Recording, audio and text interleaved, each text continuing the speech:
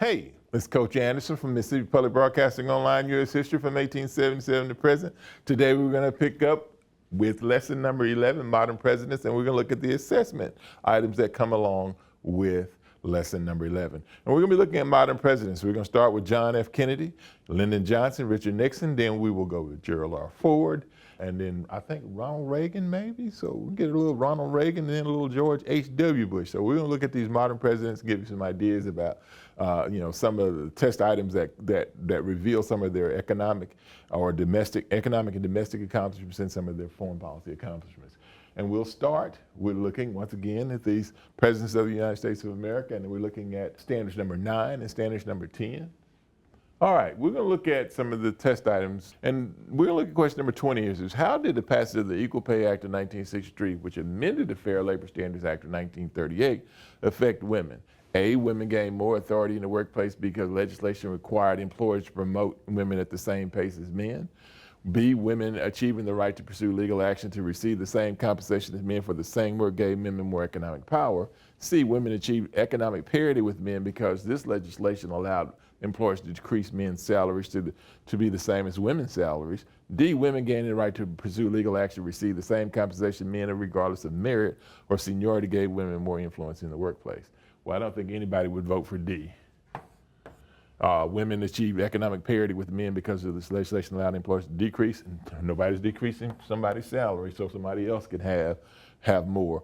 The best answer in this particular case is going to be B. And what B says is that women achieving the right to pursue legal action to receive the same compensation as men for the same work gave women more economic power. Well, modern U.S. presidencies, once again, this question 16, which statement describes an effect of the Watergate scandal? If you remember Watergate, of course, from our facts and our overview, was about Nixon, of course, having people break into the Watergate building to gain information on his political rivals. Americans began to distrust the federal government. Americans opposed limiting the power of the presidency. Americans reelected Nixon to a second term as president. Well, he had already been elected to the second term. Americans became more supportive of Nixon's administration. No, that wasn't the case. We find that if you paid attention to the overview, the one thing that Watergate did is it caused most Americans to believe that the government, of course, was lying to them. And they believed, they began to distrust the federal government. The Immigration and Nationality Act of 1965 overturned the National Origins Act of 1924, thereby eliminating earlier national origins quotas. What was the long-term effect of the Immigration and Nationality Act of 1965 on the population of the United States? Well, the National Origins Act of 1924 limited immigration and by establishing quotas. And people that from Europe were given more of a preference or an advantage to be able to come into the country than anyone else. So the question's answers were A, it decreased the percentage of people from Eastern Asian ancestry. B, it increased the percentage of people from Latin American ancestry. C, it decreased the percentage of people from Middle Eastern ancestry. D, it increased the percentage of people from Western European ancestry. Well, the one thing that we know that it did, and once again, just based on the facts, is B, it increased the percentage of people coming to America from Latin America. In 1962, Rachel Carson published a book called The Silent Spring, documenting the environmental effects of pesticides. Why did the U.S. government respond to the publication of the Silent Spring?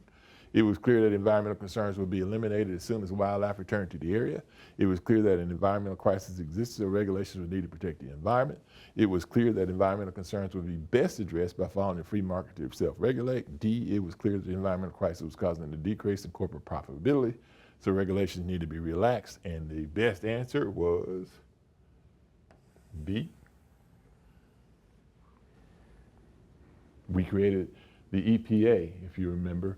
And the creation of the EPA was spurred by the Silent Spring. And one of the things that we noticed is that there had to be some government regulation to make sure that we weren't allowing businesses or individuals to destroy the environment. 19, how did local, state, and federal governments react to the growth of suburbs that began in the 1950s? By building infrastructure to support urban sprawl, by providing tax incentives to support urban renewal, by creating quality public education systems in inner cities, by developing efficient mass transit systems in inner cities. Well, the suburbs didn't have a whole lot to do with these two right here. So we have two choices basically, by building infrastructure to support urban sprawl, which is the best answer. The paragraph below describes the tactics used by various groups during the Civil Rights Movement. Underline the sentence in the text that describes the actions of the American Indian Movement. In the aftermath of World War II, the Civil Rights Movement gained strength with various minority groups. The tactics used by these groups varied. One of the most popular strategies involved the use of nonviolent protest through demonstrations, marches, and boycotts. The leaders of some groups engaged in civil disobedience and went on hunger strikes while imprisoned. One group armed themselves in self-defense. Another group occupied federal buildings and refused to leave until their demands were met, resulting in violent standoffs. While the strategies varied, these groups shared the common goal of achieving justice for their members. Well, the American Indian Movement was about taking over federal installations, like at Alcatraz, like at Wounded Knee. So the best answer for us would be to underline that. And that's the best answer. Many minority groups worked to obtain civil rights in the United States during the 20th century. From the list below, select a phrase that describes a way that both groups attempted to obtain civil rights.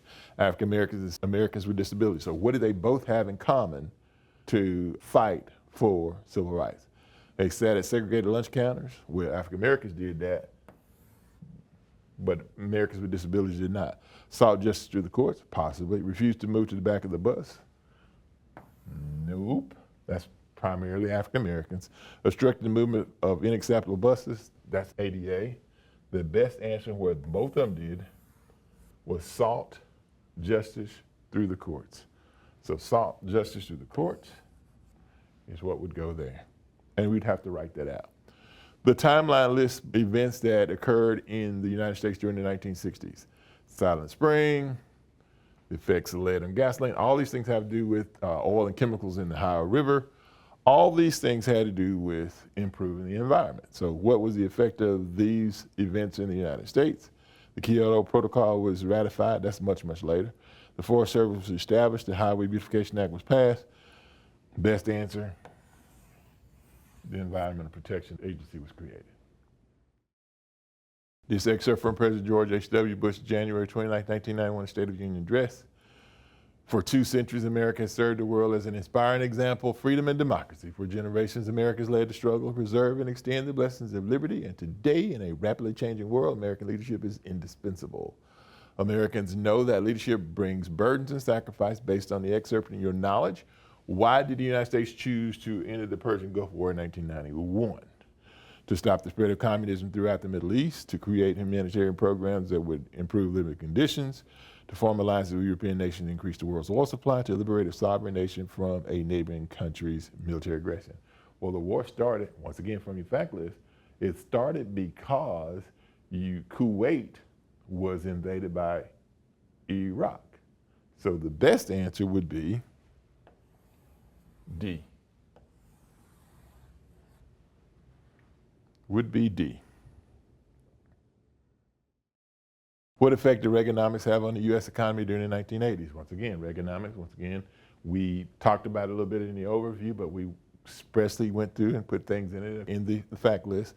This supply-side economic policy caused a decrease in the national debt and domestic spending. This tax and spend economic policy caused an increase in corporate taxes. Well, we know it wasn't tax and spend. It's about reducing taxes. This trickle-down economic policy caused a decrease in inflation and an increase in the national debt. This laissez-faire economic policy caused a decrease in national debt and an increase in inflation rates.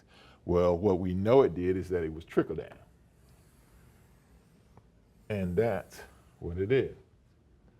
Caused a decrease in inflation and an increase in the national debt. This paragraph summarizes some of George H.W. Bush's foreign policy experience.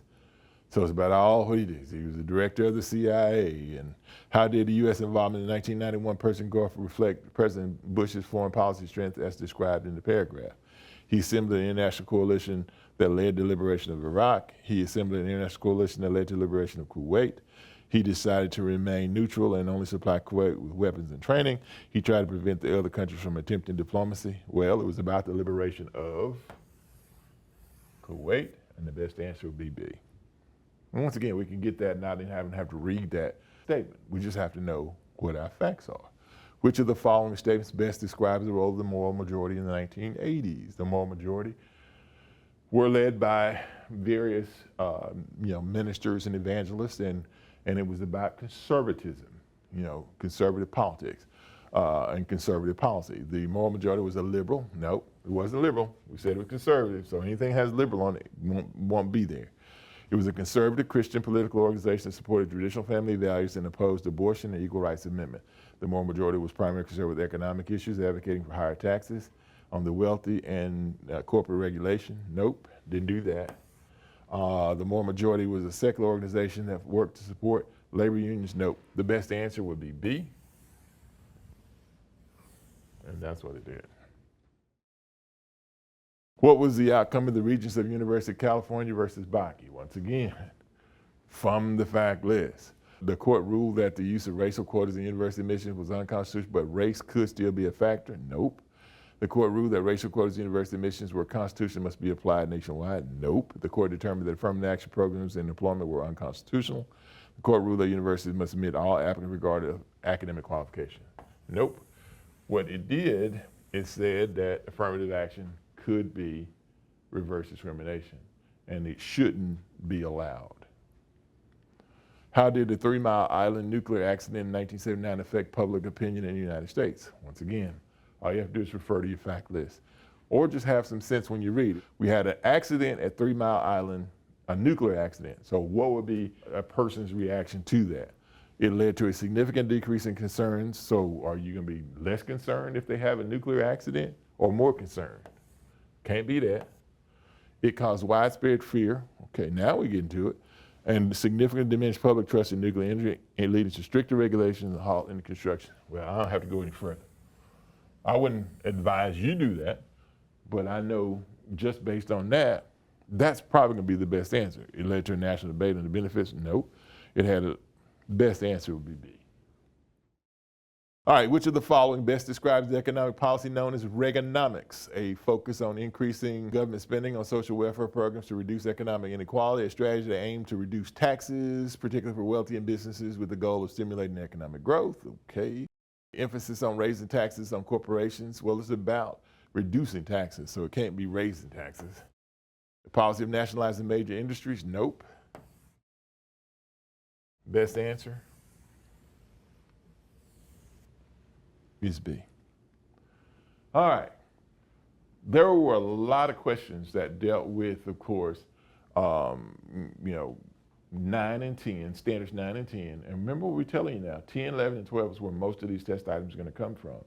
So it would behoove you to do what you can, of course, to master as much of that information based on the facts that we've given you so that you can do well. Because we said 13 to 30% of the test will come just from that particular, those particular standards. So make sure that you put your best foot forward and learn as much about that as you possibly can. And remember, we said now, the easiest way to learn a whole lot of facts real fast and create that good baseline, of course, to doing well is using those flashcards. This is Coach Anderson, Mississippi Public Broadcasting Online, U.S. history from 1877 to present.